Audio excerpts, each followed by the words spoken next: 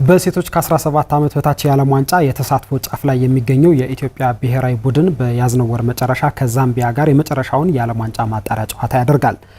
ብሩንዲን በደርሶ መልስ ያሸነፈው ብሔራዊ ቡድኑ የመጨረሻውን የደርሶ መልስ ማጣሪያ ሰኔ 27 እና ሐምሌ 5 ከዛምቢያ ጋር ያከናውናል። አሰልጣኝ ራውዳ አሊ ለ25 ተጫዋቾች ጥሪ አድርጋለች። በአመዛኙ ከሁለቱ አካዳሚዎች ማለትም ከኢትዮጵያ ስፖርት አካዳሚና ከጥሩነሽ ዲባባ አካዳሚ ቡድኖች ላይ ተጫዋቾች ተመርጠዋል።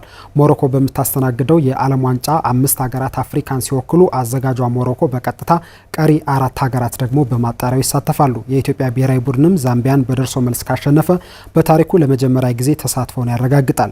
የመጀመሪያውን ጨዋታ ዛምቢያ ላይ ያደርግና ሁለተኛውን ጨዋታ ደግሞ በአዲስ አበባ ሐምሌ 5 የሚያከናውን ይሆናል። በኦሎምፒክ መድረክ የኢትዮጵያን የቀደመ ከፍታ ለመመለስ ብሔራዊ ቡድኑ ዳግም መቋቋም እንዳለበት አሰልጣኝ ኮማንደር ቶሌራ ዲንቃ ተናገረ። ባላቸው አቅምና ልምድ መሰረት የአሰልጣኞች ደረጃ መውጣት ለአትሌቲክሱ አስፈላጊ መሆኑንም ኮማንደሩ ገልጿል። ባዘው መኮንን አነጋግሮታል። የኢትዮጵያ አትሌቲክስ ብሔራዊ ቡድን አሰልጣኝ ኮማንደር ቶሌራ ዲንቃ በክለብ ደረጃ በቢሾፍቱና ኦሮሚያ ፖሊስ አትሌቲክስ ክለቦች ሰርቷል። ከ2014 ዓ.ም ጀምሮ ደግሞ የኢትዮ ኤሌክትሪክ አትሌቲክስ ክለብን በረዥም ርቀት እያሰለጠነ ይገኛል። በኦሎምፒክና ዓለም ሻምፒዮና መድረክ ታላላቅ አትሌቶችን ያፈራው ኮማንደር ቶሌራ ዲንቃ በበርካታ ዓለም አቀፍ መድረኮች የኢትዮጵያ አትሌቲክስ ብሔራዊ ቡድንን በአሰልጣኝነት መርቷል።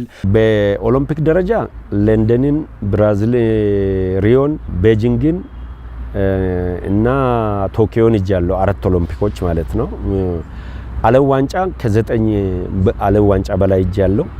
ክሮስ ካንትሪም ከ6 ጊዜ ኢንተርናሽናል ክሮስ ካንትሪ እጃለሁ። አፍሪካ ሻምፒዮን ወደ 14 ጊዜ እጃለሁ። በጣም ብዙ ናቸው። እውነት ለመናገር በኦሎምፒክ ላይ ብዙም ደስተኛ አይደለሁም እስከርኩባቸው ድረስ።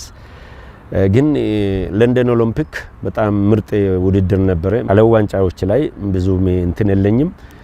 ግን ኦሎምፒክ ላይ ሪዮ፣ ቶኪዮ እና ፓሪስ አንዳንድ ወርቅ ነው ያገኘ ነው።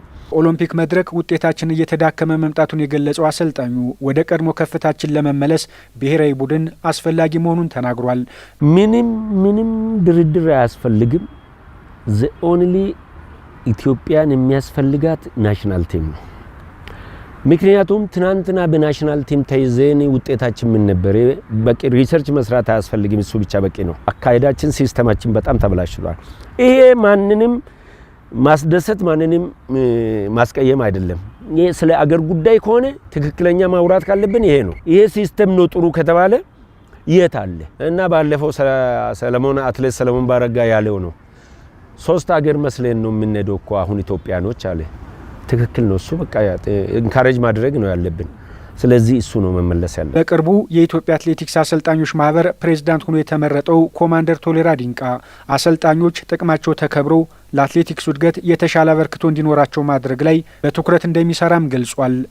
የአገሪቷ ስፖርት ጀርባ አጥንት ነው አሰልጣኝ ማለት። ከትራክ ኢትዮጵያ እየወጣች ነው። በምትታወቅ ፊልድ ተደጋጋሚ እጅ እየሰጠን ነው። ተደጋጋሚ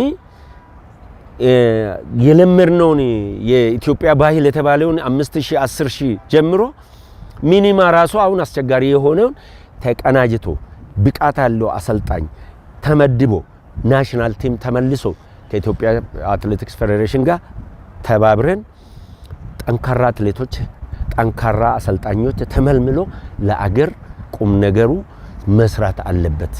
ከዚህም በፊት ለመድነው ውጤት ወደ ቦታው መመለስ እንዳለበት ጠንከር ያለ ስራ እንሰራለን። ባላቸው አቅምና ልምድ መሰረት የአሰልጣኞች ደረጃ መውጣት ለአትሌቲክሱ አስፈላጊ መሆኑንና ይህንንም ተግባራዊ ለማድረግ የኢትዮጵያ አትሌቲክስ አሰልጣኞች ማህበር ኃላፊነቱን እንደሚወጣ ተናግሯል።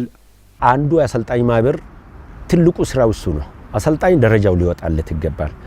በተማሪው ልክ፣ በሰነጠለው ልክ፣ ባሰነጠለው ልክ፣ ባፈራው ልክ አሰልጣኝ ደረጃው ሊወጣለት ይገባል። ሲኦሲ ተፈትኖ ያለፈ ወርልድ አትሌቲክስ የሰጠውን ስፔሻሊስት ያደረገ በሳይንሱ ጋር የተገናኘ ሳይንሱን ጠንቅቆ ሊያውቅ የሚችል ሰርች ማድረግ የሚችል እና አሰልጥኖ ደግሞ ውጤታማ የሆነ እያሰነጠለ ያለው ይሄ ደረጃው ሊወጣለት ይገባል።